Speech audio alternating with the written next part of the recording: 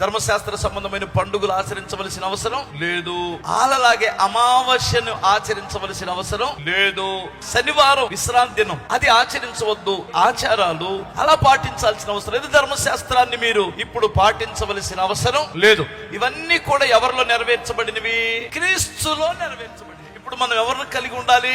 ఈ ధర్మశాస్త్రం ఇప్పుడు పాటించేవాడు ఎలాంటి వాడు చెప్పనా? నా కొడుకు ఇప్పుడు నన్ను ప్రేమించాలి, నేను బ్రతుకున్నాను కాబట్టి నా ఫోటో అక్కడ పెట్టుకొని పొద్దున్నే లేచి ఫోటోకి ఒక అట్టుకుంటుంది, దండ ఒకటేసి నాతోనే అసలు మాట్లాడకుండా నేను ఇటు వస్తుంటాడు పోతూ డాడీ అని పిలవకుండా కేవలం ఫోటోను పూజ చేస్తూ ఫోటోని ప్రేమిస్తున్నటువంటి వాడిని ఏమంటారు మీరు? నేను బ్రతుకుంటే నా దగ్గరకు వచ్చి డాడీ నువ్వు తిన్నావా, తినలేదా, నీకు ఆరోగ్యం ఎలా ఉంది, నీకు ఏం తెమ్మంటావు అని కాసేపు కూర్చొని మాట్లాడడం మానేసి నన్ను పట్టించుకోకుండా నా ఫోటోను పట్టించుకున్నాడంటే వీడంత ఎదవం కూడా ఉన్నాడా? ధర్మశాస్త్రం పాటించేవాడు ఎవడంటే తండ్రిని పక్కన పెట్టి తండ్రి ఫోటోకు దండలేసి